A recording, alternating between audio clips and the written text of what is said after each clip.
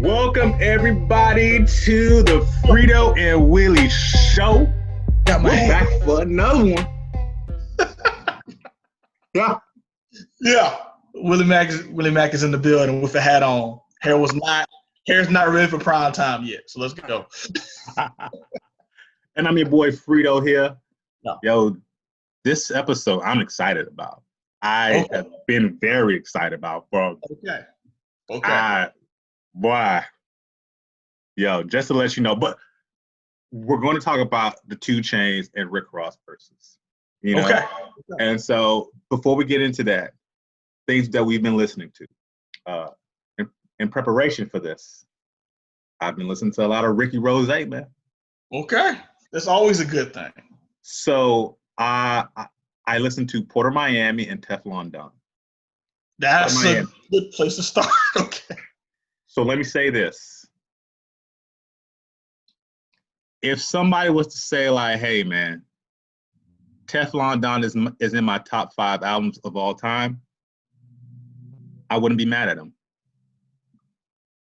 I would not be mad at him. I'd be like, okay, I'd be like, okay.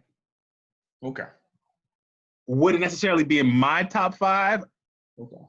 That'd be debatable. But if somebody was to say that album is in their top 5, top 10 even, top 10, top 5, I'd be like, okay. Yeah. Okay. I'd be okay with that. Okay. That's what I would say. Okay. About it. And we'll get more into it, into the Verzuz thing, but I'm starting it off like that. I would say that. Wow. Okay. We were going to talk about that.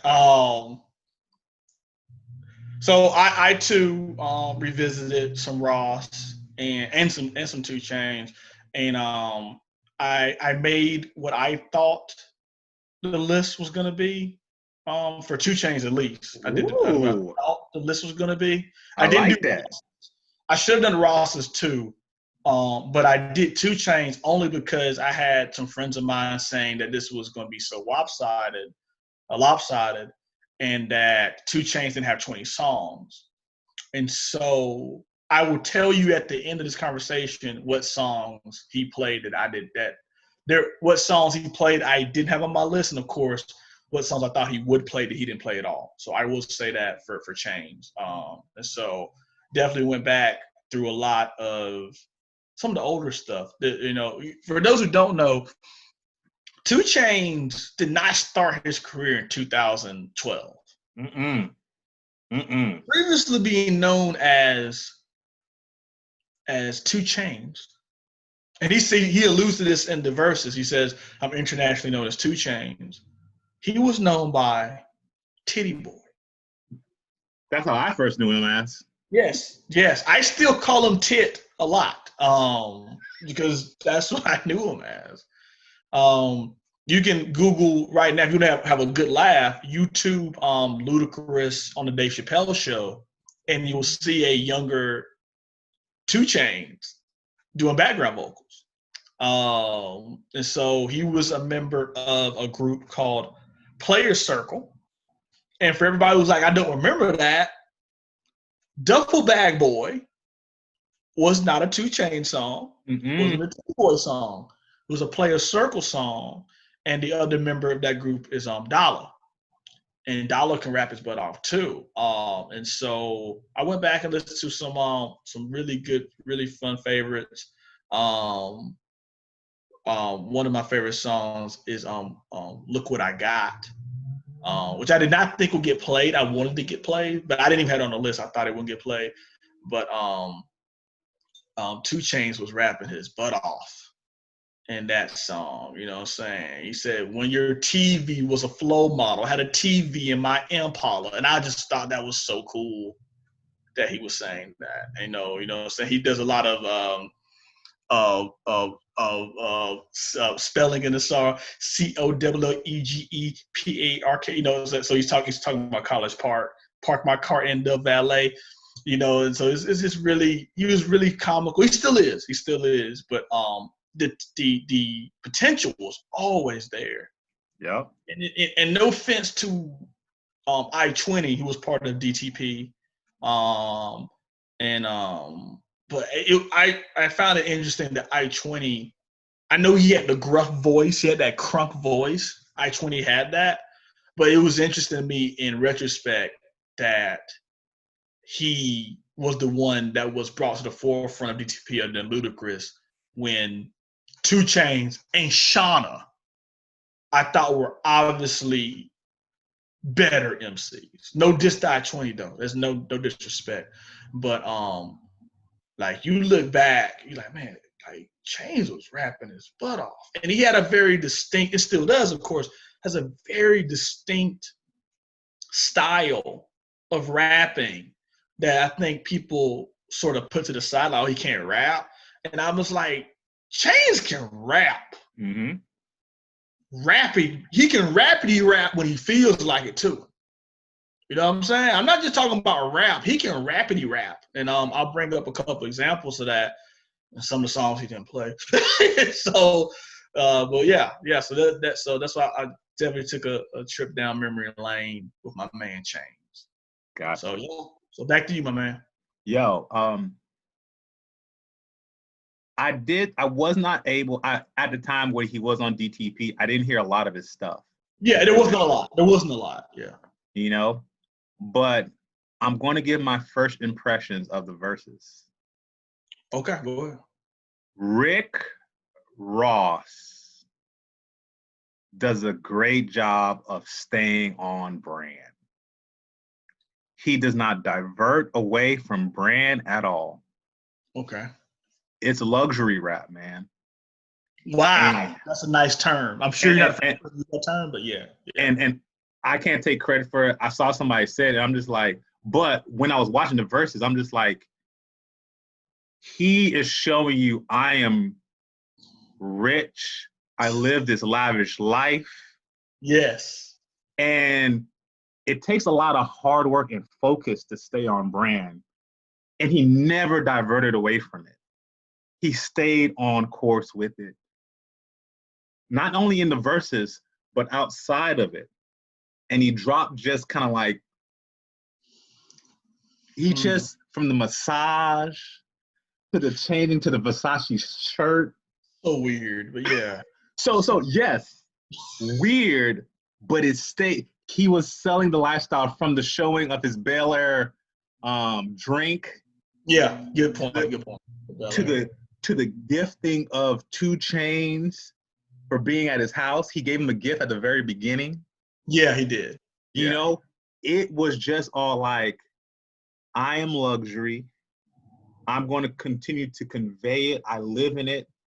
And I want you to continue to see it.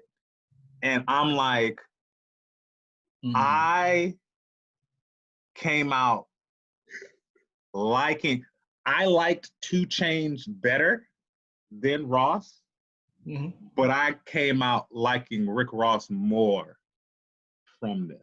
Wow. Verzuz. That is, we kicking it real deep in this. You're not going to get this combo anywhere else, ladies and gentlemen. My man just described a transformative experience. Yeah, like, because, okay, you know, yes, whether you agree with Rick Ross or not, that is a different. Yeah, that's a whole other conversation. Really. You know, but his marketing abilities, because to do what he does takes a lot of hard work. A lot of focus, and to keep that focus takes a lot of hard work to be like, this is what I'm going to do, and I'm going to continue. Because he never breaks character. He never breaks character. Yeah, that's true. Wow, man, okay. And you know what? I think so that's my first take right there. Just he stayed on brand. I think 2 Chainz was a little bit annoyed because in the very beginning, I don't know if you saw in the very beginning, he was like, he thought he was going to go first. He did say that. But Ross sniped him. And I think that's what may have And now, granted, 2 Chainz has gone on record saying like they were just trying to fill each other out. There was so much respect in the room. Mm-hmm. When I saw that, I was just like, because 2 Chainz is okay. I don't know 2 Chainz personally. Yeah, but from what I get from him, he's a very humble dude. Beyond. And when Ross did that, it just kind of may have ruined the tone for the whole Verzuz, which is why I think it was a little bit too cool for school. This making so much sense because man, I have to agree, and I like her explanation because I didn't catch those things. I definitely heard when he said, and 2 Chainz brought up a couple more times, but it didn't resonate with me that may have done something for the show. So I think that's a big pickup you just made. Mm-hmm. Yeah. Now, him as an entertainer, he's supposed to put that stuff. He ain't supposed to let that interfere with his performance. Because we've seen, whether you be your Beyoncé's or your pop stars, where tough situations happen. Yeah. But they are like, the show must go on. All the time. You know? So even though that may have been happening, it's just kind of like, I feel like 2 Chainz at his core is a very loyal dude. And that loyalty he is. And he has done some real stuff for people. Mm-hmm. And that loyalty was just stepped on a little bit, and it just kind of like, that just messed up. He did see, I didn't even pick up on that. It was annoyance. So I'm gonna rewatch it. Mm-hmm. But yeah, it definitely, because I hate to use the D word, but I was a little disappointed in a lot of it because it was not what I thought it was gonna be. And so I compare it to Snoop and DMX. Snoop and DMX from a couple weeks ago. Mm-hmm. DMX is, he's all brolic and stuff, but he's also, maybe reserved isn't the right word, but he's not as outgoing as he is. His personality isn't outgoing. I got you. Whereas Snoop hosts pods and awards shows and TV shows and Martha Stewart stuff. And Snoop right now can show up at any barbecue in America, any graduation in America, any bowling alley, take the mic, and he needs no prep. Nope. I bet, like, real talk, I think you give Snoop a mic and just be like, yo, this is my grandmama's 80th birthday. And he'd be like, I know what to do. Yes. Yeah. You know what I'm saying? Yeah. He knows what songs he would play. Mm-hmm. He would automatically do the edits in his own voice without thinking about it. Like, I just think that he's one of those people on this planet who get it, who reads the room. He is incredible. Now, he still says stuff every now and then that makes me like, why'd you say that, Snoop? But when it comes to hosting and stuff like that, I think he's like Snoop is going to be 80 years old hosting game shows. Agreed. Period. And we're going to watch. Yeah. He's just super charismatic. So I thought that was 2 Chainz until last night. Whereas Snoop was able to maneuver around DMX. Yes. And it was Snoop could have played some killers, and he didn't do it. He did not. He did not play any pop stuff. He didn't play no Timberlake stuff. He didn't play what other he got another song with a big pop artist, but I know he got some Timberlake stuff. He didn't play Sexual Seduction, which DMX did not have an answer for. But Snoop didn't put DMX in those situations. Snoop was like, let's make the best show possible. Yes, I would agree. Snoop didn't care about winning, losing, and you could tell because it's Snoop. That's what I thought 2 Chainz was going to do. Because even though Rick Ross isn't DMX, Rick Ross is DMX in some ways, where he's outgoing, but I've never seen an interesting Ross interview.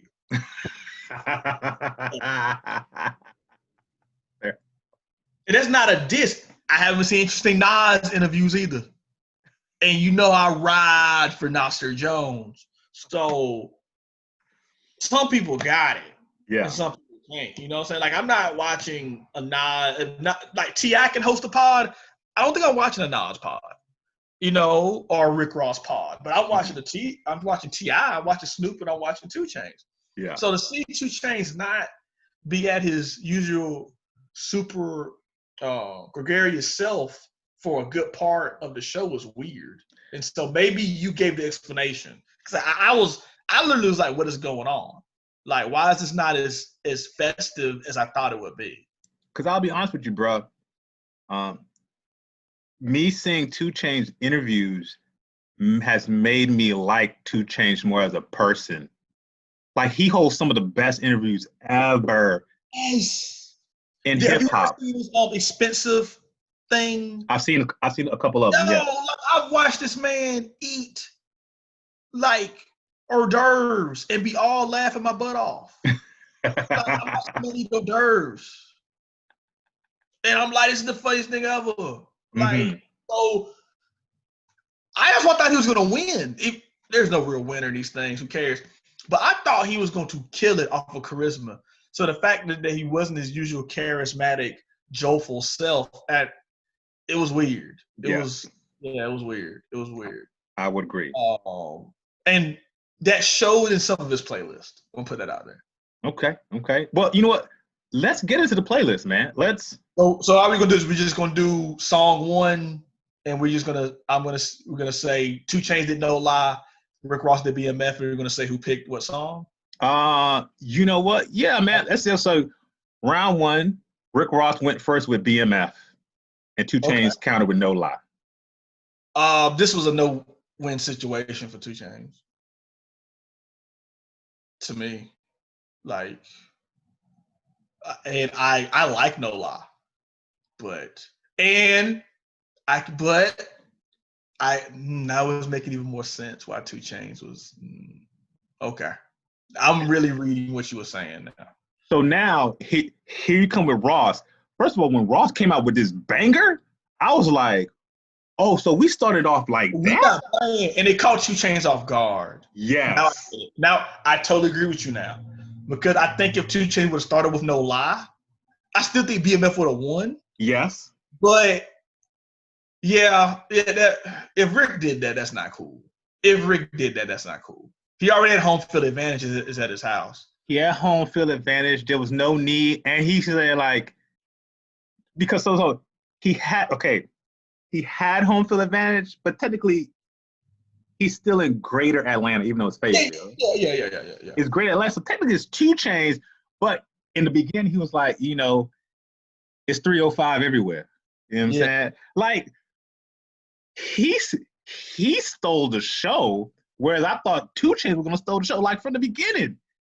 I really thought this was gonna be. I really thought catalog-wise, yes, Ross has an advantage, but I really thought 2 Chainz was gonna beat him because 2 Chainz is gonna be, and even stuff that 2 Chainz said he was gonna do, he didn't do. Like, I thought it was gonna be Snoop, where he had all these backstories and jokes. Yup. And who else did a good job of that? Somebody else did a real good job of the backstories on the Verzuz. Oh, you know what I thought it was gonna be? Ooh. John versus T-Pain is a very underrated Verzuz we do not talk about enough. And I don't know why we don't talk about it, but they were perfect. Yes. Especially, I give them extra points because they didn't have the luxury of being in the same place. They would have been the same place, it would have been even better. But, like, they had the ultimate banter. They're from similar generations. They're not. No, I knew Lil Jon back in 95, 96. You know, and I knew before that, I just didn't know who he was. And then we heard about it. But they make similar type of music, sort of. Yeah. You know, so, and it was a Florida, Georgia thing too. So the banter was great. Awesome. Rick Ross and 2 Chainz are literally the same generation. Literally. They definitely got stories and banter that they could have gone in and be like, yo, I was supposed to be on that song and all this. And we didn't get that. And it was disappointing. Yeah. And so maybe that did kill the vibe. But yeah, BMF though. BMF is that Lex Luger was on. What happened to Lex Luger? Lex Luger was on fire back then making those beats. So yeah, BMF.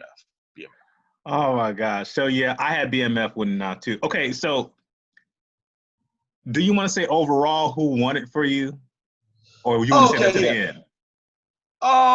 You know, I was say I don't know if it makes sense. Going through every song, I don't know if it makes sense because some of these songs, you know, but I definitely. How about instead? And yes, viewers, you were riding with us while we figured this out. How about you instead say, like, what were your top, you know, like couple moments or songs from each artist? And then I'll say mine, maybe some disappointments, and then we'll do the winner after that. So I'll also say this. This actually was closer than what I thought it was going to. I mean, okay. I thought when I was looking at the song, I was like, oh, this is closer than what I thought, because a lot of songs, maybe like 5 or 6 songs, was a toss-up for me almost. Yeah. Very, very, very, very, very close. You know? Also some things I want to say too. Rick Ross in the battle, I think, used 5 or 6 songs from Teflon Don. Okay, so we're going to Teflon Don conversation now. Is that what you want to do? No. All right, let's just go into it. Okay, so I bring that up to say, like, 25% of the songs came from one album in his battle song. But I mean, that makes sense. Manny Fresh, when he did his verses, he put like 6 songs for freaking 400 Degrees. Okay. I did not watch that verses. And Snoop was definitely killing Doggy Style. That's true. And DMS was killing did he? I think DMS took 5 songs from It's Hot and Hell is Hot. It's Dark. He probably did. Okay. He definitely took 5 because he took Greedy. Yeah, he took 5 or 6 actually. So, okay. So I'm okay with that. All right.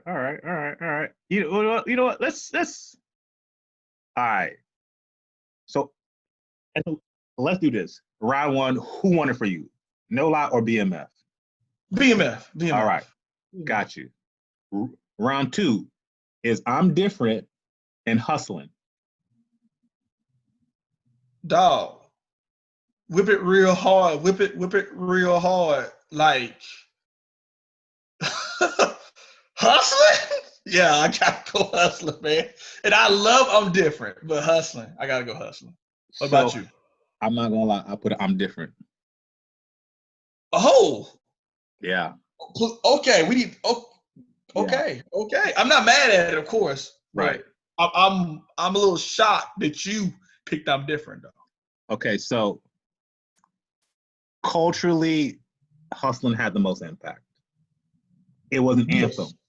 For I think 05, 06 or something like it was an anthem. 05, who was in Atlanta? 05. It was an anthem. I hear it now, and it hasn't aged. It hasn't aged for you. It's like, okay, all right. You know, I enjoy I'm Different better. I enjoy the song better. I'm okay with that actually. I definitely think I'm Different. I mean, it's more danceable. It's funny. The lyrics are funnier. So yeah, I can see that. I'm not mad at that. Okay. I'm not mad at that at all. All right. Round 3. John. And what's his name? John. Is it just John or John something? It's called John. John. By Rick Ross. No Problems. Who won that for you? No Problems. I had John. Interesting. I had John. Okay. Yeah. Okay. Go ahead, man. What's the explanation here, man? You know, the song just hit hard, homie. You know, it just hit harder to me than No Problems. That was it. It does. So this almost became a tie. Okay. Because 2 Chainz only does really the hook on No Problems. He doesn't have a verse. So I almost picked John. I will explain why I didn't pick John later. Okay. And I didn't change my score, but and maybe I should change my score based on this, but I'll explain why I didn't pick John later. But okay, I think no problem. All right. So Rick Ross, Rich Forever, 2 Chainz, Spend It. It's not even a conversation to me. And who you got? Spend It. Because I was riding around hard. Yo, this is what I think you told me one day that 2 Chainz reminded that you thought I sounded like 2 Chainz. I remember one day you told me that. When I tell you this was the anthem of my life, bro, I had a coworker named Mercedes, right? I had a coworker named Mercedes. And I had to do it one day. I was like, and if we have a baby, we gonna call her Mercedes. She's like, don't ever do that to me again. And so, dog. He was dropping bombs on that song.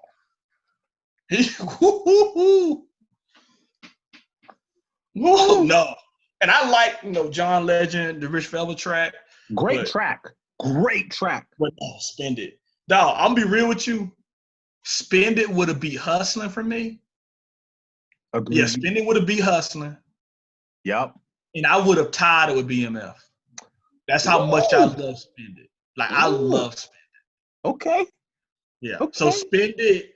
So I've already said this. So Spend It is my favorite 2 Chainz song, period. So nothing's beating that off of Ross's list except maybe BMF. Yeah. Period. Everything else, that's a win. So the fact you played it so early, it caught me off guard, but it was a win. He got his point. Yeah. So that's all that matters. But yeah. Whoa, all right. Okay. Diced Pineapples by Ross, Duffel Bag Boy. Yeah, I'm not even going to. You know what I picked. Duffel Bag Boy? Yes. Why did Ross pick Diced Pineapples? So, okay, those last 2 songs, for me, Chainz barely beat Ross. Those, I listened to those songs. Those are some great songs. Okay. Maybe they just didn't resonate with me. I do remember Diced Pineapples from the God Forgives I Don't album, and of course, Rich Forever from the same album. So I do remember those songs. I did play them a lot, but I was shocked that I guess I was shocked they got on the list. I felt like there's some other ones he didn't play that could have been on the list. Yeah. I like both. You know what? I didn't like Diced Pineapples that much. I understand it's musically a great song, but I didn't listen to it a lot. But Rich Forever got played. But yeah, Duffel Bag Boy. Come on. Duffel Bag Boy is beating. I ain't gonna lie. Duffel Bag Boy is probably beating everything on Ross except 3 or 4 songs itself. Duffel Bag Boy is a great jam. It's Wayne had a great hook. It was very singable. I'm Getting My Money anthem. Yeah, it was a money anthem. Definitely was a club. Definitely was a payday anthem. I definitely, when I got my little check, hit direct deposit. You know what I'm saying? Down to nothing.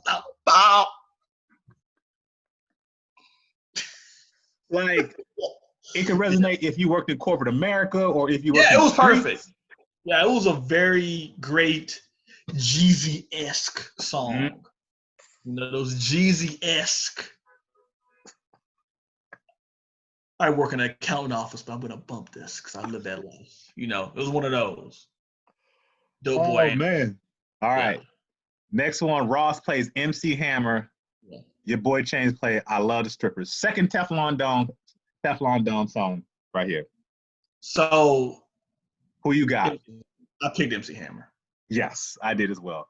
Even though for some weird reason on Teflon Don is back-to-back. I mean, is it back-to-back? I think it's back-to-back with BMF, and they have similar beats. Yes. And so it confused me when I first got the album. I was like, is this the same? I think I got them mixed up for a long time. I think when I first bought the album, I think I was talking about one of the other ones. It was no, that's the other song. Yeah. Big Meech is on that song. You know what I'm saying? Because Gucci's verse, I hated it when I first heard it. I was mad at Gucci's verse. Now it's warmed up to me. I just felt like he could have spit it hard on that song because that beat was crazy. But now I like it. But at the time, I thought Gucci's verse was pretty weak. He spit. And that's probably one of the. Go ahead. Gucci has spit harder on other, cause like that's a Gucci beat right there. Dog, I thought when I saw the track listing with him, and when the beat came on, I knew he was. So I was like, "Where's Gucci though? Where's Gucci?" I just knew I was about to get, you know what I'm saying? Mm-hmm. Some Atlanta sound of stuff, you know, and it was just okay. It was an okay Gucci verse. I'm like, no, I need a crazy Gucci verse for this beat. So, but for I Love Them Strippers, like definitely a good song. Nicki was on it. But he made he could have won this though. You know how he could have won this? How so? Go ahead. He would have did what he did on song 8 during this song. Oh. Yes. If he would have, so we're not gonna spoil it. So we'll get to song 8, but go ahead. You can go to the next song. Okay. All right. So this is round 7. Yes. Ross plays Ashton Martin music, and then your boy Chainz plays Super Freak. This was hard for me. Me too. Yes. Go Super ahead. hard because I love this. I love Super Freak when it came out. Mm-hmm. And I was quoting it a lot. And it was just perfect. Rick James, Super Freak. You know what I'm saying? Like it was just perfect. And it was like when Chainz was really becoming Chainz. Yeah. It was like, so this is a very important part of his discography, this guest appearance, but I can't pick up Ashton Martin music. Really? Because I could keep it real with you and say, like, I think this is when I was starting to get Drake fatigue, but I still was bumping this hard. Like Ashton Martin music is a beautiful song. Go ahead. And this is one of the last times Chrisette Michele could get some love. I got to give that point to Ashton Martin music, man. You know, Chrisette Michele, I don't know. I think it was the album Epiphany was probably in my top 3, top 5 R&B albums of all time. She was. It's just not a. It's just hard to have a market for that. Chrisette Michele, Ledisi, Jasmine Sullivan, Jill Scott, Marsha Ambrosius crowd. It's just hard for them to. I don't know why. I know I'm not I love their stuff, but I'm not a super fan. Yeah. But it's one of those Vivian Green. It's one of those things where I don't know. It just seems like sometimes they get lost in the shuffle, and it's hard for them to keep it going. And so you have to be a Mary J or a Beyonce or Rihanna and do more pop stuff sometimes, because I think being what I consider a soul music artist, which is what Chrisette Michele is, I don't know, man. I don't know. Yeah. I know the real reason she's canceled because she did Trump's inauguration ceremony. But I tell people all the time, she wouldn't have accepted that money or that role if she didn't feel like she had to. So, you know what I'm saying? Like, when you criticizing her, but have you been to a Chrisette Michele concert? I have, but she was the opening act for Maxwell. so Same thing for me. She was the opening act for Maxwell. Yeah. Yeah. So I haven't bought in her album, so I'm not going to criticize her for trying to. I think, man, Bill's got to get paid, bro. So what did you pick? I picked Super Freak, but it was tough. It was tough. It was because Ashton Martin music is another beautiful song. It is. Drake did his thing on that hook, bro. Yeah, man. And with cassette, like we already said, that was. Coulda came back for you. I just needed time to do what I had to do. Bruh! Hey, Drake couldn't do no wrong with that joint, bruh. Hey, shit. Oh my gosh. Bruh, you made that your breakup song. You know what I'm saying? Woulda came back for you. Oh my gosh. Drake killed that. But yo, this is something I didn't like what was starting to happen, and Cash Money is great for this. Mm-hmm. Drake was not on the album cut doing his verse on that. His verse, not the hook, his verse is only on the video version, or you had to buy that single separately. On the album, Drake's verse, and that's why we're gonna talk about Teflon Don. That's one of my strikes against it. Is that Drake's rap verse is not on the original copy of Teflon Don. Oh. And that pisses me off because I needed that. This is one of the few times you ever hear me say this. Willie said he needed that Drake verse. I was playing it like it was R&B music. Girl, get in the car. Yeah, man. Oh man. But that honestly could have gone either way for me. Like it really was. Yeah. That was super close. Mm-hmm.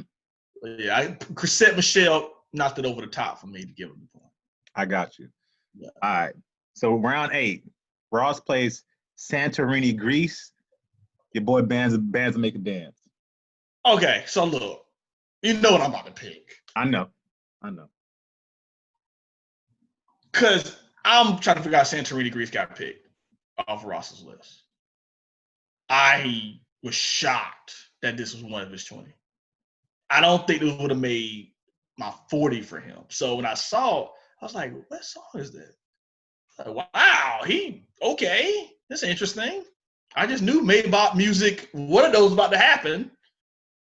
And then 2 Chainz wastes a dunk. Not with bands make a dance, but with the strippers. If he would have bought the strippers during I Love Them Strippers, 2 songs above, it would have beat MC Hammer. I would have had to pick it over MC Hammer. I would have had to. So I was like, what happened here? He was alluding to it like, this is for the essential workers. So I was shocked, like what was happening. I was like, 2 Chainz, you throwing away points. Like, you were going to win off bands make a dance anyway. I mean, I know he didn't know what Ross was about to play, so let me put that out there. He did not know. But bands make a dance beating almost everything. That's a win. Like, unless he's playing BMF or Hustling, The Boss, maybe I'm on one. Yeah, that's beating. That's beating. Only 5 songs could beat that, so that's a win. Nah, but I Love Those Strippers. That's not a win. That's not how I make a win. I would have bought the strippers for when I love them strippers. So I thought the strippers thing was hilarious, by the way. You know what I'm saying? It was funny. It was definitely 2 Chainz-esque. But even he wasn't bringing the energy. Like, this is, like, even he's throwing the money and stuff, but like, I know what happens when that song comes on. I've been in establishments. I've been in establishments where that song is very welcomed.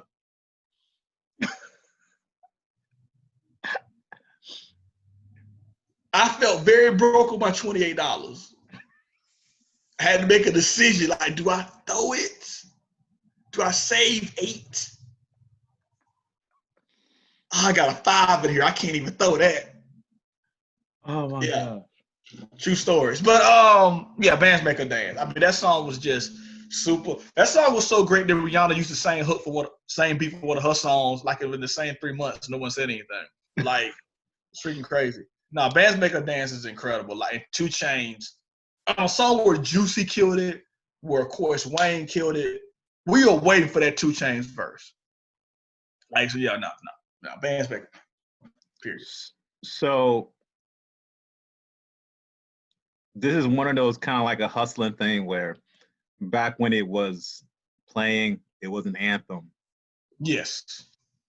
But right now I'm picking Santorini, Greece. I am in shock.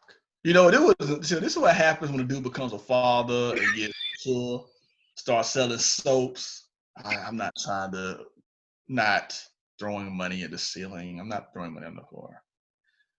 This is definitely the upset round. Like, if you would have told me what I know, I'm like, well, I know Santorini, Greece ain't winning no points with nobody. I am in shock. Beautiful song, but that happened.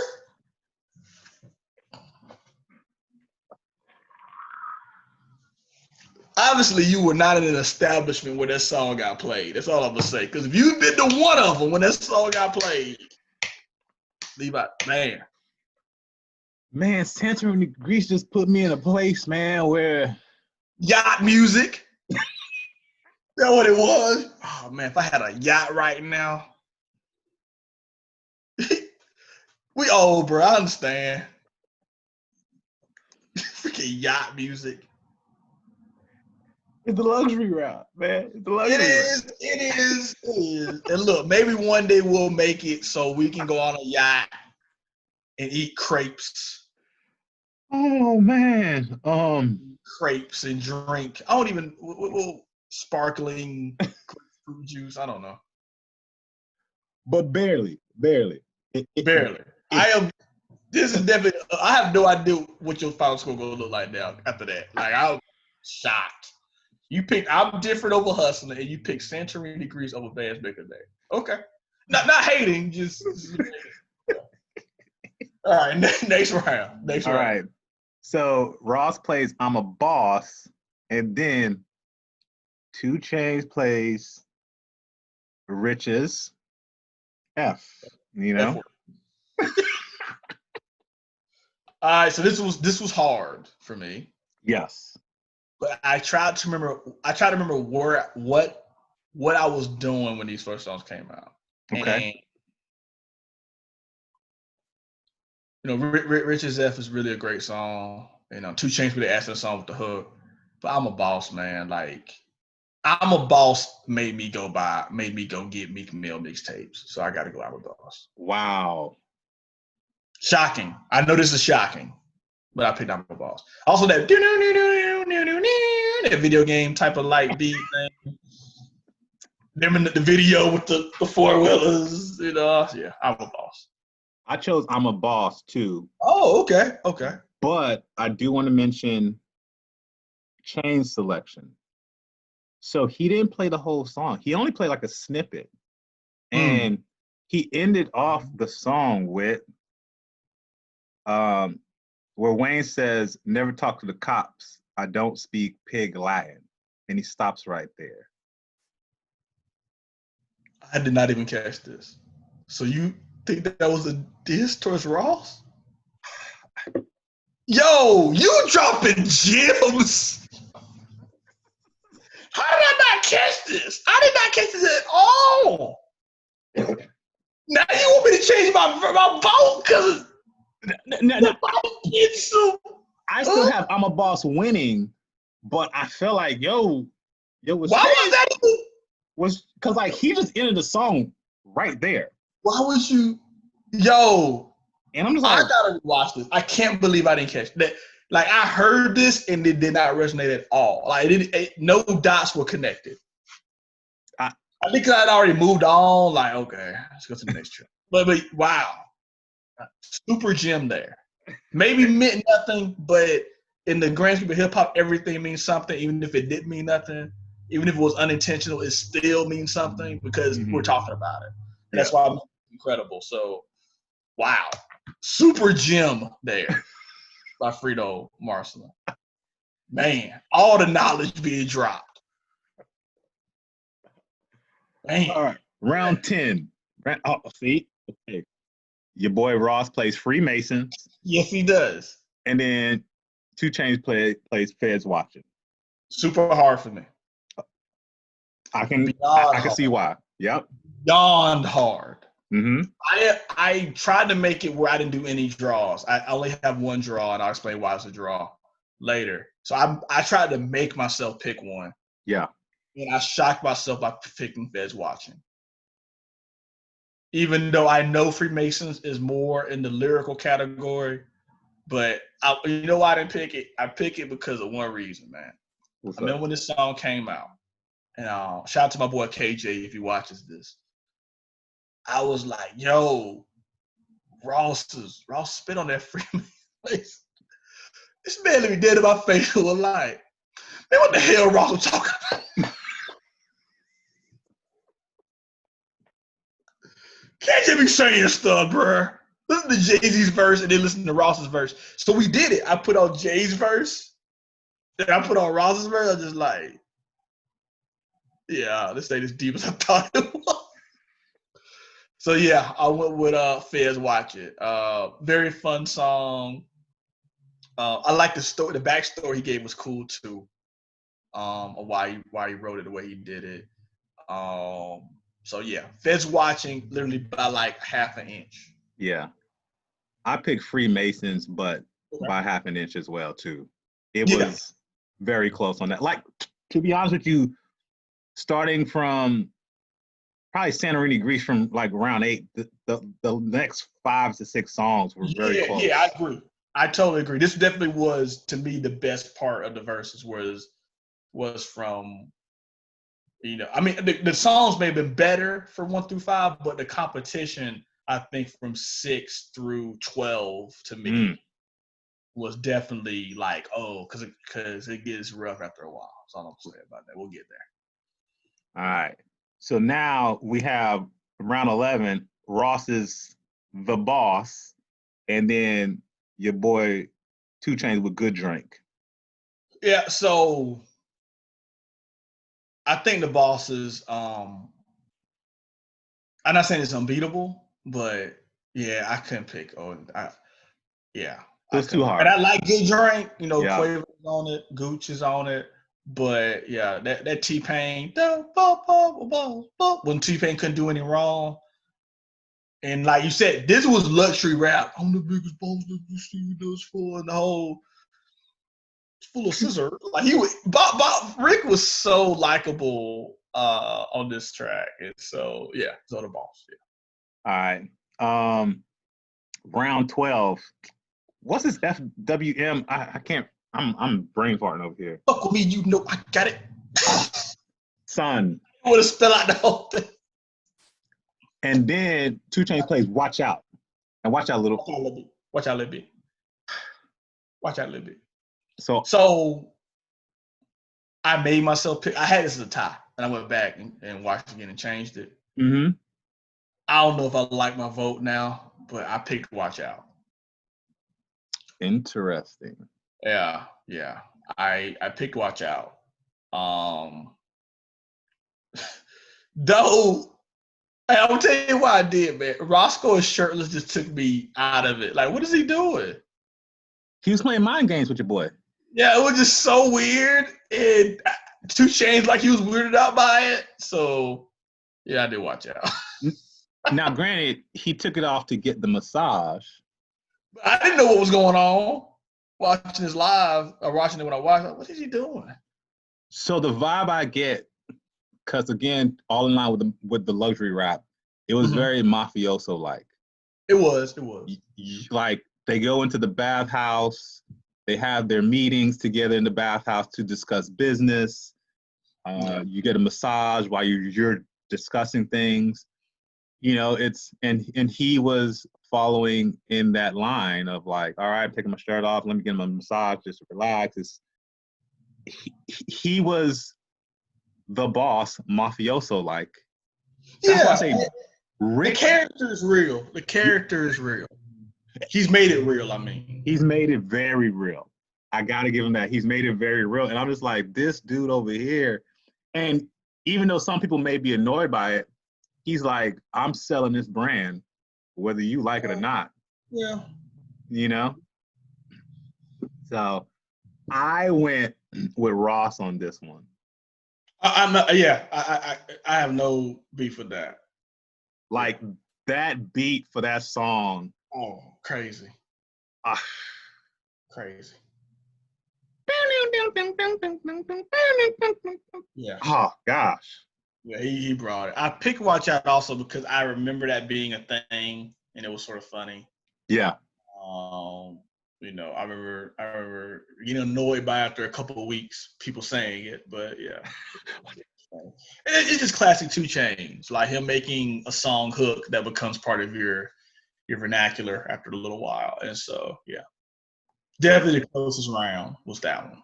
Yeah, and I've been saying multiple had close rounds, but that was super close. So yeah. Round 13, Devil in the Blue Dress and 4 a.m. And who you got? Yeah, I'm not picking against that Kanye song. Like, this is when Ross was getting his massage, and it sort of fit into what was going on. But 2 Chainz dropped the ball. I thought I knew what 2 Chainz was about to play. What do you think he was going to play on this one? You play Riot right now. And this blows out of water because of the contrast thing.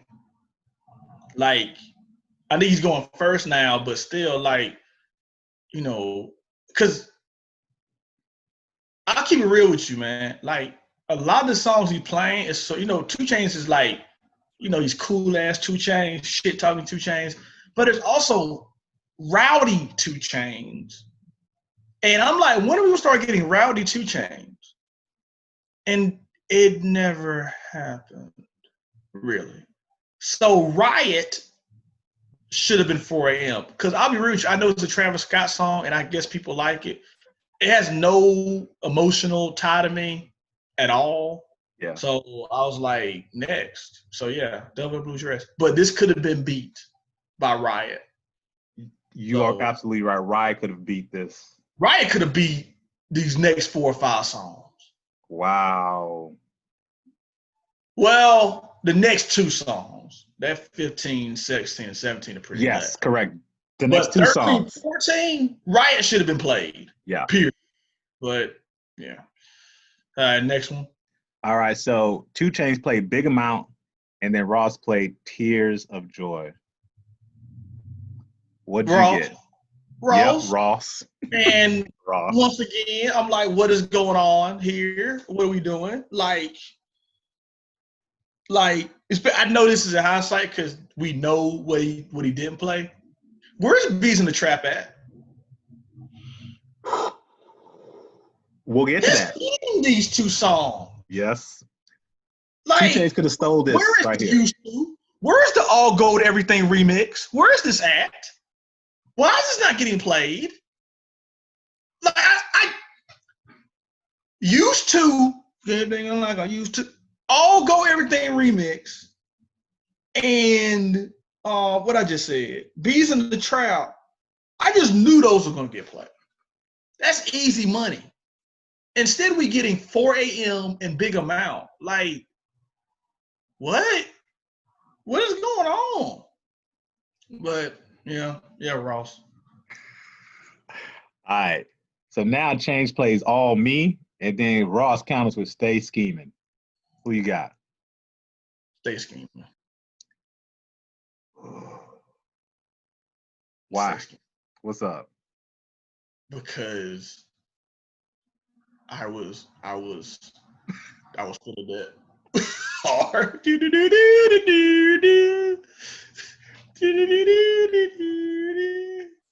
The French Montana hook. All right, nigga. No. I was feeling it. Dog, crazy thing. Rick only drops like an 8-bar verse on that whole song. He drops 8 bars and runs out and then throws it to Drake. You know what I'm saying? That's a Drake song. And French Montana. Like, Rick got 8 bars. So I almost didn't give it to him. But I like All Me, the whole real alert, real. Like, that was funny, 2 Chainz, but Stay Scheming, bro. I was riding with it hard. So had to do Stay Scheming. What about you? All Me. Barely. Okay. Barely. Not mad at that. 2 Chainz definitely spit on that song. Mm-hmm. He did. And it was a good contrast to what Big Sean and Drake were doing. So no hate there. All right. 16 is easy money. Go ahead. So now 16, your boy Chainz plays It's a Vibe, and then Ross plays The Cheat Code, to be honest with you. This was the cheat. He played Pop That. Yeah, come on, bro. This was the ultimate battle song right here. Yeah, it was awesome. Like French Montana, who I don't think is good at all, like everybody did their thing on this. Can't believe that was on French Montana's album. Like, I gotta remind myself, that's a French Montana song. Not a Drake song. It's not a Wayne song. It's not even a Ross song. Not even a Khaled song. That's a French Montana song. But nah. And you know what I'm saying? 2 for the 2 Live Crew, 2 for me, 2 for you. Nah, man. Nah. Pop that. Yeah. Easily, hands down. I'm sorry. I like It's a Vibe, but once again, we having too many of these It's a Vibe songs. Where are the Get Buck 2 Chainz songs? Which bring out your personality more to me in this arena. So like right from okay, we'll do one more. Do one. Let's go to 17. So now, granted, he hasn't brought crack. Once, bruh, I'm with you. Like I'm waiting for like I'm literally like, does he know what number we on? Like, cause I know what 2 of the last 3 songs are gonna be. I know. So go ahead, man. All right. So 17, he plays No Problems, and then Ross counters with I'm on one. I'm on one. Really? I'm on one. Like why? I mean that the beat was number 1, and definitely was. I'm on one is definitely. I'm about to hit the function music. Like that's what you put on after you spray the cologne on. like you got your outfit already on. You don't already brush the hair. I'm on when you spray the cologne on. That's literally what you press play on the phone, like straight up. Cause I'm on one. Like that is it. And so I love how you like really. Some of these songs have really embraced your way of life. Yeah. The soundtrack of your life at different points of it. Yeah, different parts of the day. No Problem is a very fun song. Shout out to Chainz. But it didn't hit like I'm on one. Like, cause I'm really, DJ Khaled, I still don't understand what he totally does. I don't understand how he keeps getting these people on these songs. And so this is definitely one of those ones where you're just like, how did Khaled do this? How did Khaled get Ross, Wayne, and peak level Drake to all do great verses on this great beat, and it's not on any of their albums, and they did a video for it, and yeah. So I don't know the history. I could just have theories, Okay. DJ Khaled was a very popular DJ in Miami back in the day. Okay. And he used to be a DJ on one of the most popular radio stations called 99 Camps. Okay. And just like he is right now, he was the same way. Like, as confident as braggadocious as he was the same way. So I could see where he probably already established relationships with Rick Ross. And, Cash Money, Miami's like their second home, or probably is their primary home. Yeah, it is. That's it. Yeah. So I think it was all a relationship thing where him being a prominent player in Miami already cultivated those relationships. But if you remember, Khaled started off as Terror Squad, and he sort of migrated. And so I'll comment more on this when I get more on this. But I do remember, I don't want to quote anybody, but I thought there was a point where Fat Joe and Khaled weren't all the way cool because he did sort of jet it. Because I remember when Fat Joe was on those songs too, and then very quickly he sort of like he jettisoned from Joe. It seemed to Ross and Cash Money from Terror Squad. Got you. And so I don't know the story in that. I mean, he made the right move. Remy got locked up. And other than Joe, there just wasn't enough. It didn't seem like there was enough talent on that label to keep them as a force. Whereas you have Ross doing everything he's doing with Triple C's and Def Jam, and then everything, of course, going on with Baby and Wayne and Cash Money. So I definitely think he made the right choice, but it was interesting how all of a sudden he's like throwing up Cash Money and hanging out with Ross. I thought he was a Terror Squad member. I didn't even know he was from Miami at first.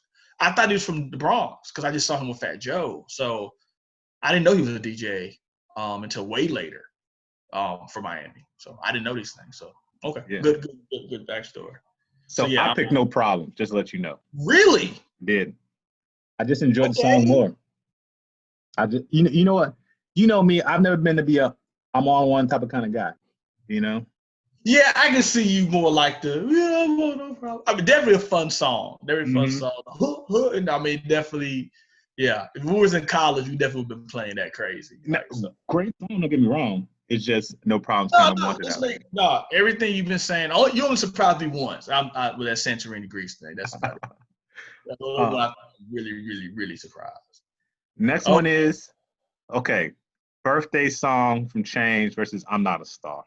Okay, so I thought 13 for 17 were drop balls by 2 Chainz. Like legit open field drop balls. Because like you said, Riot, Crack, Used To, Bees in the Trap. So I already know that 2 of these 3 songs are gonna be Birthday Song and Mercy. I already know. It's just like when he gonna play it. And I think those are almost unbeatable. Because I know what Rick Ross has already played. But let me tell you the truth. Tell it. I went back and forth about 18, bro. Because I'm Not a Star. So I'm going to rewind. Remember back when I did not give points to number 3 for John? Okay. I was ticked off that John got played because John and I'm Not a Star literally the same thing. You know, like I'm Not a Star is sampled for John. So I didn't give a point to it because I was like, what the hell is I'm Not a Star? I don't want John. I want I'm Not a Star. I don't want John. I'm not a. That was. That was. But it's not better than Birthday Song for me, man. So I feel like Ross threw away a point, man. Because Birthday Song. Bro. Tell it. She got a big booty, so I call her Big Booty. Like, he was on one. I was so happy for Chainz because I knew this was going to be a hit when I first heard it. I mean, the kitchen got gams everywhere. Even Kanye's verse, which hasn't aged as well because nothing with Kanye's aged well with me personally. I went back and forth, man, and I finally settled on Birthday Song. Though it hurt me because I'm Not a Star is one of my favorite Raw songs. Oh, that hurt. Still hurts. Go ahead. Listen, man, birthday songs will forever be. It's one of those forever songs that will be played every time you go to the club and it's somebody's birthday. You celebrate. Birthday. Yeah. You playing that song? It's your birthday. It's your birthday. Bad. Like you are playing that joint. You know, so it's an anthem for life. I gave I'm Not a Star the edge. I'm not mad at it. I'm not mad at you at all because I almost did. I'll be real with you, and I'm still looking at it like maybe I was just trying to get Chainz some points. I'll be real with you because But check this. He's been 0 for 5 in the last 5 rounds for me. So he could have played Birthday Song somewhere else where he could have stole the point. Just easy point. I was saying, like, I don't know. The playlist from both of them was to me weird, but yeah. But yeah. Which brings me to 19. Go ahead. Big Bank by Chainz. Songs. What was this? For the record, I love Mafia music. Let me put it out there. I love Mafia music. Okay. I love Mafia music. Let me put that out there. So I'm not dissing Mafia music. But it just did not go with the flow what was going on. And Mafia music should not be your 19th song, Rick Ross. And then there's Big Bank. I guess I'm one of those people who did not like this song. I'm just one of those people. I did not like this song. But I'll be real with you. Like, I just didn't like this song. And I think by now I've realized that Bees in the Trap and Riot are not going to get played. So I'm just like, what? How did this get picked over those songs? Yeah. So I gave it a tie.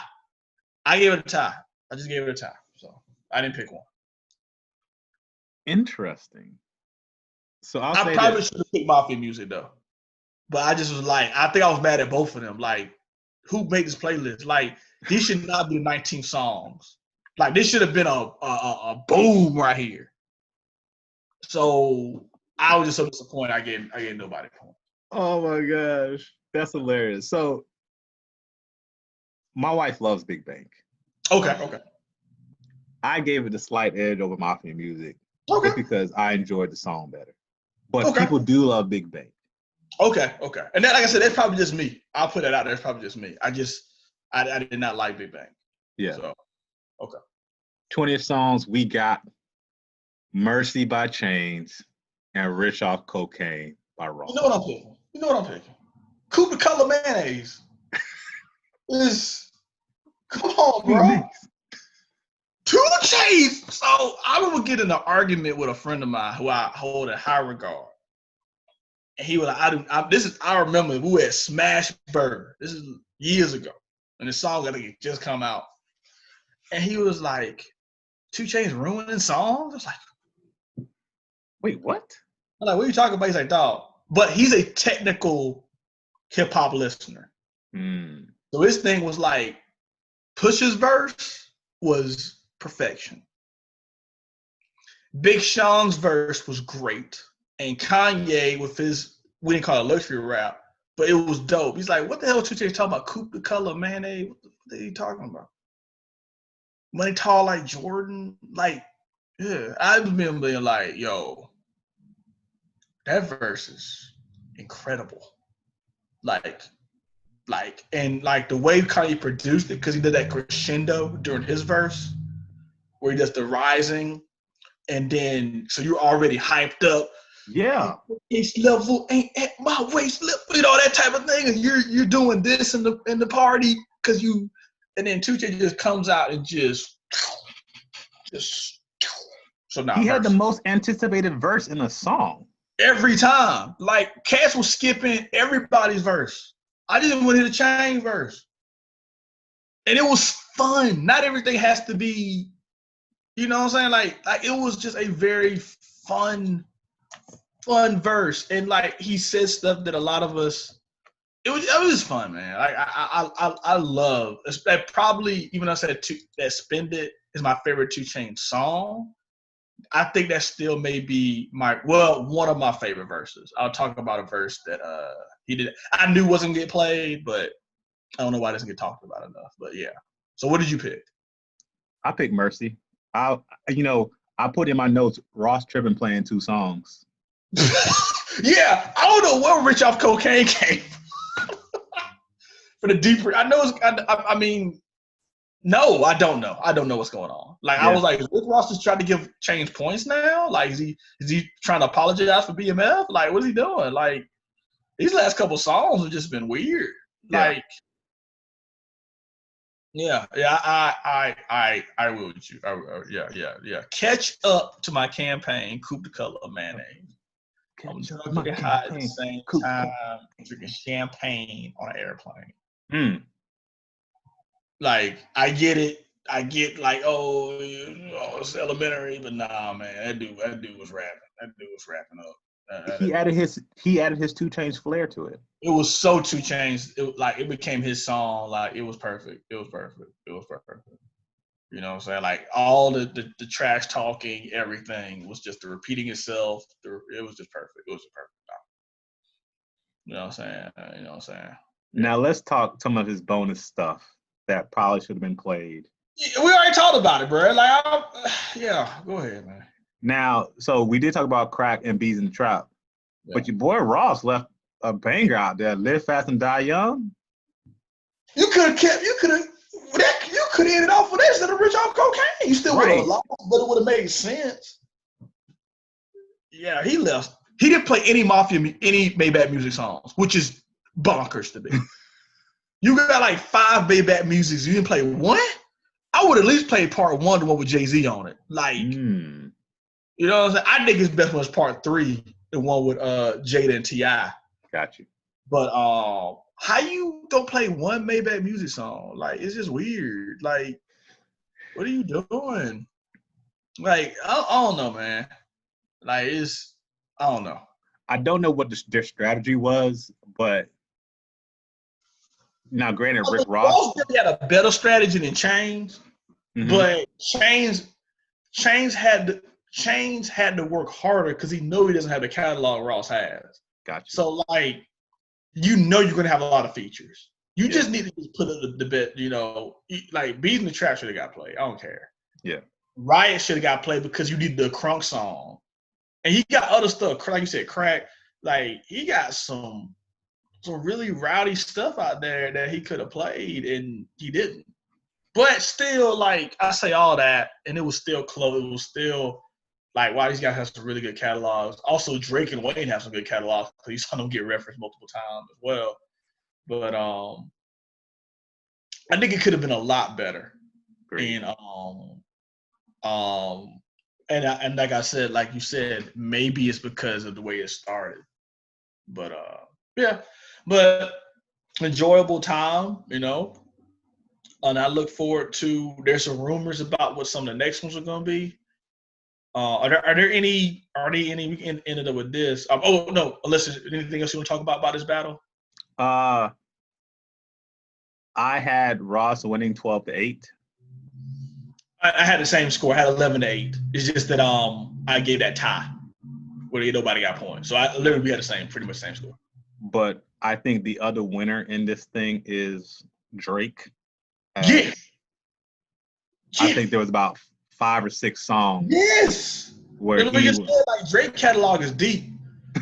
I don't keep it real with you. I'm not a Drake fan like that, but like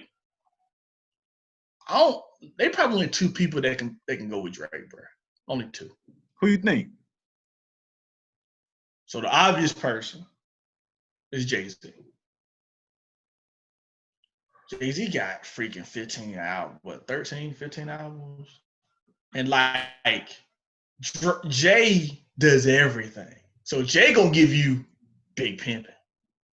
But he also gonna give you what's the song? I wish I never met. So Give It To Me, right? But then he also gonna give you Can't Knock the Hustle. You know what I'm saying? And then he gonna throw some Beyonce shit in there just to piss you off. So yeah, man. Nah. Jay-Z. And so I think people could think that the second person I'm gonna say is Wayne. It's not Wayne. It's Kanye. Kanye would be hard to beat. Because Kanye is going to give you the college dropout stuff that still sounds good today. But then he's going to still give you some of that dark, twisted fantasy stuff. And then he's going to give you some of that Watch the Throne stuff. And then, like, some people like that Jesus Life of Pablo stuff too. So, Jesus. Do you think it's a better battle between Kanye and Pharrell? Who did I want? I had somebody I wanted to go against Pharrell. Who was that? I'm curious. What? Because I was talking to somebody about it. Did they already go? Maybe they already went. Dre, maybe? Huh? Dre? Ain't nobody messing with Dre. Keep it cool with you. I don't care. Nobody messing with Dre. You know why Dre can't mess with Dre? Why? They gonna play Pac shit. Well, he only got one Pac song though. Now think about it. He only got one Pac song. No, I was saying that nobody can be Death Row. I said that they do a Death Row versus Bad Boy, but nobody's there to represent Death Row. That would be freaking ridiculous. But Dre just no. Kanye versus Dre would be great. Okay. Kanye versus Dre would be great. Yeah, I'll take that back. Pharrell, no, you know what? Kanye versus Pharrell would be cool too. But I don't think Pharrell versus Dre would be good. If that makes sense. Interesting. You know what I'm saying? I don't know. Like maybe because The vibe. Because Dre finna do 10 straight songs of Cube, DOC, Snoop, M, Kendrick, Game. Goodness gracious.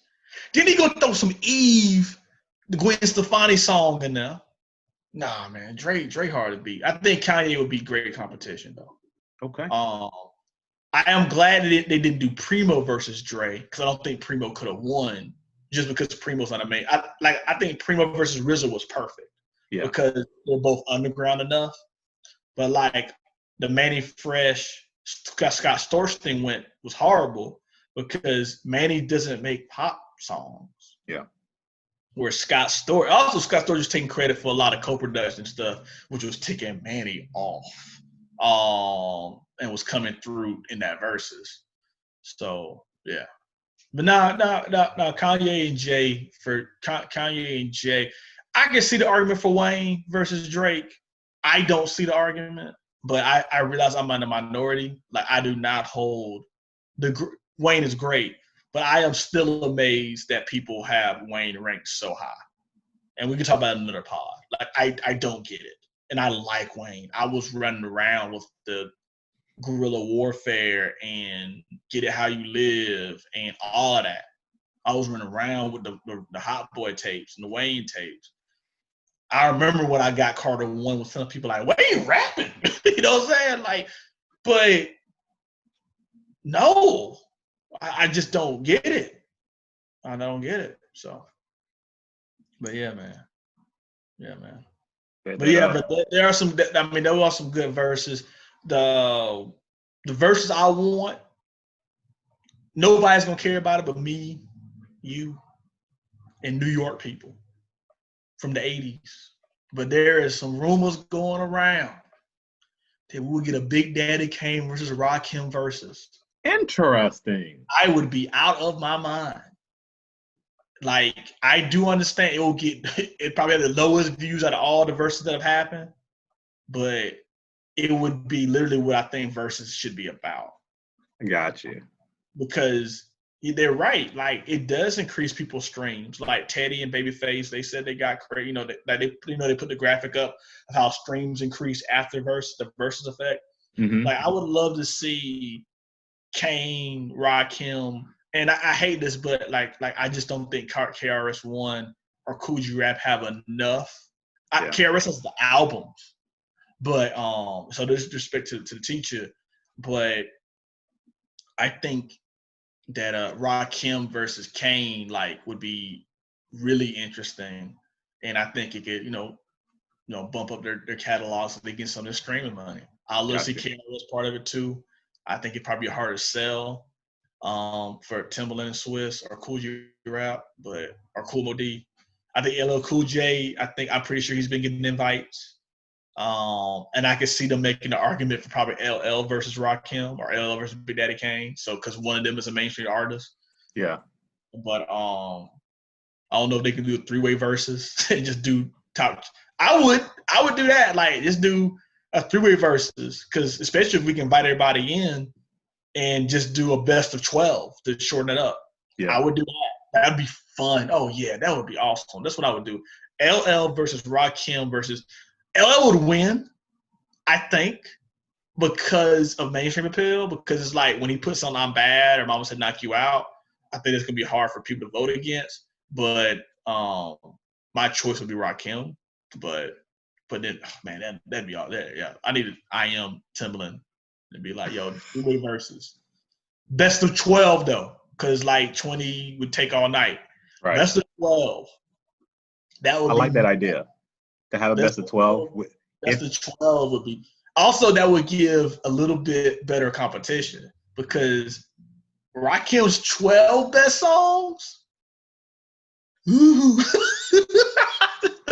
LL would have a problem. Kane best 12 songs. LL would have a problem. So, yeah. I would have to go back to think about Rakim because I haven't listened to him in a long time. So I would have to think about that one. Yeah. Look, okay, so now we keep talking about, we got to talk about Teflon Don real quick before we get up the call. We're probably going over our time, but we thought we were going to talk on his verses. But Paid in Full is Teflon Don, where you're getting paid in full. He's going to take 6 songs on Paid in Full. Probably 7 on Paid in Full. Yeah. So let's talk about Teflon Don. Go ahead, man. Talk to me, man. Okay. So Teflon Don is my favorite Rick Ross album by far. Okay. Love Teflon Don. So I hope I didn't come in, people think I'm about to diss Teflon Don.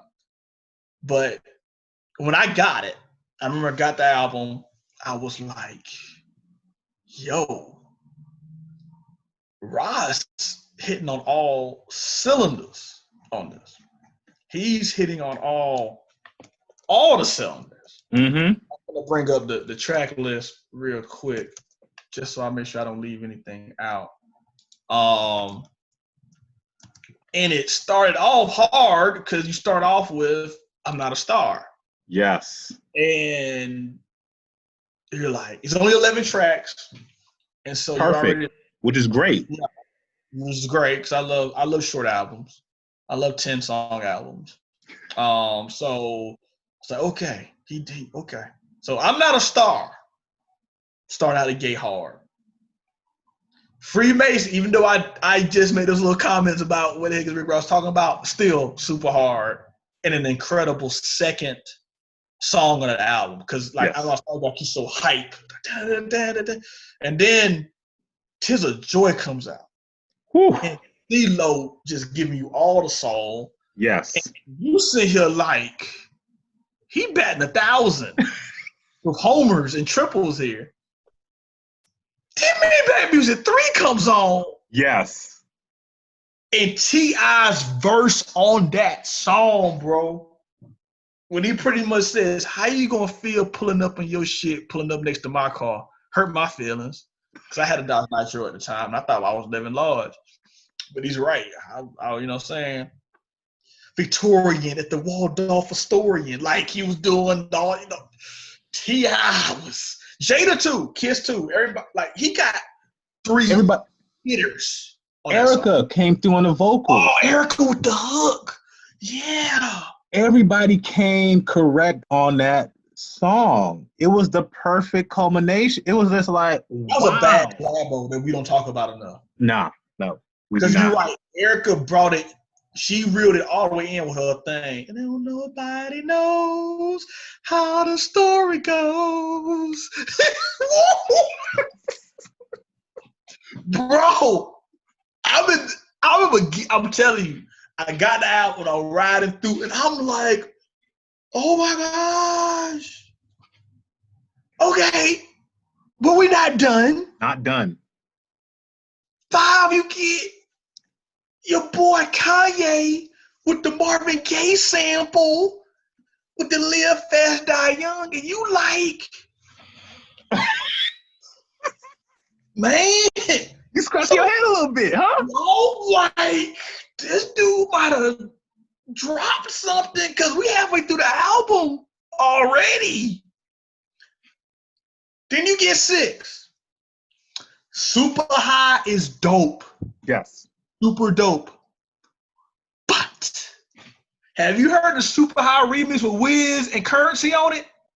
No, I have stopped. No. I thought that was the real version. Oh. So I'm like, what is this? I know the remix, the bonus track or something. Dog, do yourself a favor when it's over with. You'll see what I mean. YouTube, the Super High remix with Wiz and Currency, they spitting.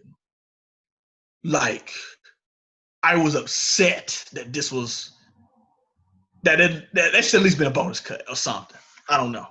So you were just so like you still hold the song in high regard. It's just that you heard an even better song. And I was like a 3.5 because the other was a 4.5, 5. Like, dog, you'll see what I mean when you're saying that. Like Currency is dropping. You know what I'm saying? Call himself Glide free throw from the line. Like he was doing it. Like Currency was, and then Wiz like spit a great verse too. Then there's number freaking 7.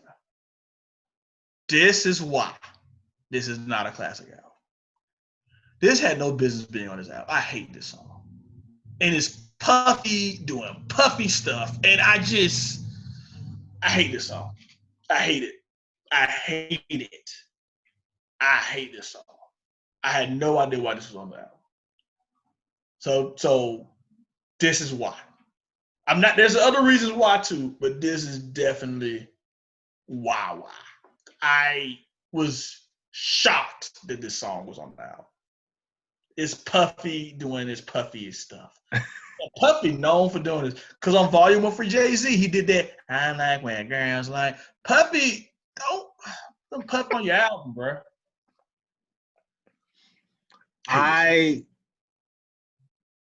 So yes, at number 7, it's at number 7 where it lulled, but I'm not totally like shouldn't be in the album. Okay. I don't know if you ever heard Trey Songz That Foreign or something like that. I think how it goes. That The new Foreign. song? He like has a song called That Foreign. Okay. And I felt like that's kind of like what he was infusing in this to be part of the whole Teflon Doll thing. Yes, I agree. It was a lull. It was a big lull for me though, because even though I wanted the remix of Super High, like Super High still is a great, great song. Mm-hmm. And so like, I was like, what is this? This ain't even flowing because this was making sense. Like, I don't know what's happening here. I just like everything about the song I hate. The hook, the beat, it just felt real shiny suit puffy, bro. And I hate this song. But then what? You get 8 and 9. Yeah. So sequencing is an important thing on me about an album. Yep. Each song shouldn't have been back to back. And I felt like since their beats were so similar, both of them done by Lex Luger. Actually, I'm wrong. No, you're not right. Both done by Lex Luger. They had the similar beat pattern. I felt like if these were spread out more, it would have done better with the album. This is me being very nitpicky. I'm sure somebody's like, Willie, come on, bro. But for me, when I think about albums that I consider classic, sequencing is important to me. Yeah. And I felt like number 1 jam between Super High and these two songs screwed things up. And then I feel like if you would have ended the album with Blowing Money Fast, it would have been better. Okay. Oh, because look, okay, and then we've already talked about number 10 and my beef with number 10. Yeah. Why is Drake's verse not on this thing? So we don't got to go more into that. Did All the Money in the World, which is okay. It's an okay song, but it's just, I don't know. It's sort of anticlimactic to me. I don't know. It felt weird, the album. And maybe ending on BMF would have been weird too. But it was a weird song to end on to me. I've got to remind myself of the lyrics, but All the Money in the World. Rick Ross, I feel like, tries to give off a Frank Sinatra vibe, you know? Oh, that's real. Okay, I get it. So I think he tried to end off with a swan song. He did. Jay-Z used to do that a lot too. So I get it. Okay, maybe I'll change my mind then. I don't think I saw that when I heard this album, especially the first time. I remember being like, when they went off, I was like, that's it? That was just a weird song. Like, I feel like if that was the next to last song, that would have been cool. Honestly, if it would have ended with Ashton Martin music, I think I would have liked it more. I got you. Yeah, that's what they should have done. Ashton Martin music should have been the last song. You know what? I could definitely see that. That would have been a great way to end it. I feel like All Money in the World wasn't slow enough that it really sounded like a slow song to me. And so it was just a weird song. So, okay. So this right now I think is a 4.5. So like I just said all that bullshit. It's still like I still consider it a very great album. Take away number 1. Make Super High the remix. Make Ashton Martin the video version.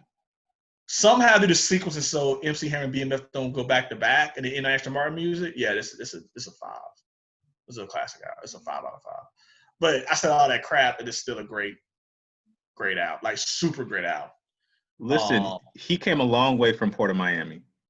Yeah, because he was. I mean, I think he found his niche. Yeah, and I get why he was rapping that way at first, and it was like super stereotypical, to be honest with you, on the way he was rapping. It was a lot of energy, and it wasn't anything really. I'm not saying you have to be insightful, but like some people can rap simple and be insightful, Jeezy.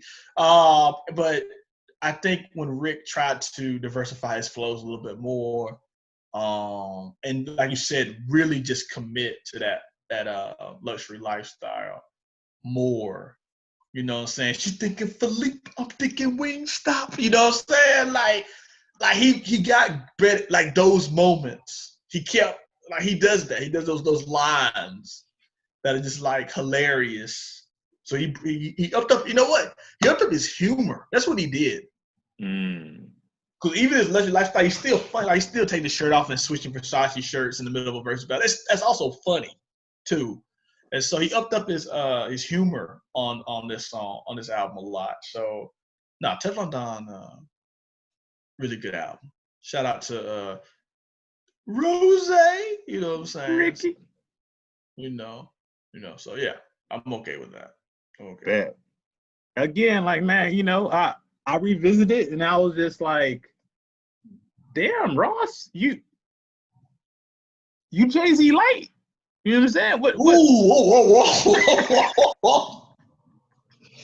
Think some mucus came up my nose when you said that. Wait a minute.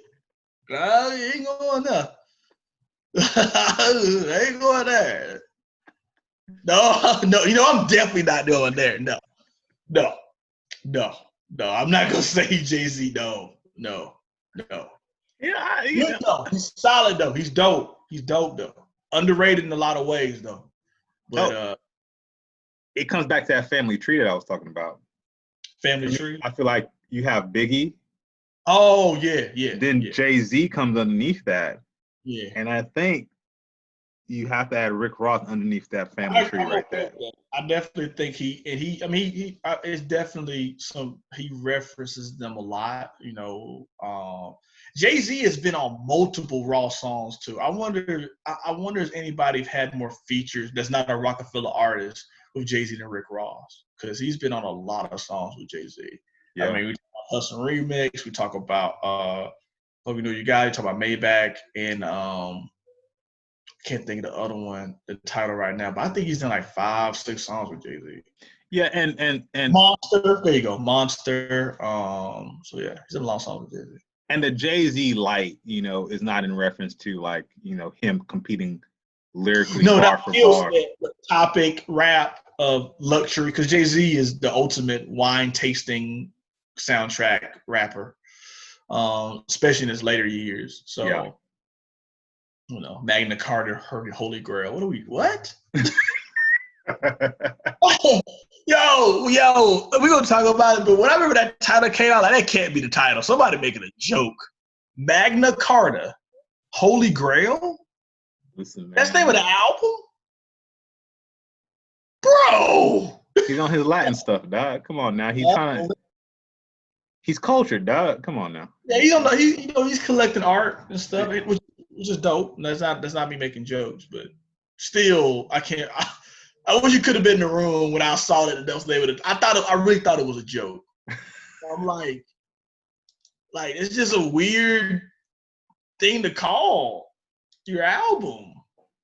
Yo, Willie, we done got another one in the books. Hey, I want to say thank you to all the listeners out there. We appreciate it. We want to say go ahead and like, subscribe, comment on our social media sites, all that jazz. Hit us up on all the streaming platforms, Apple Music, Spotify, on iTunes, pardon me. So holla at us, all right? And with that, I'll be safe out there though. Real talk. And with that, we out. Peace.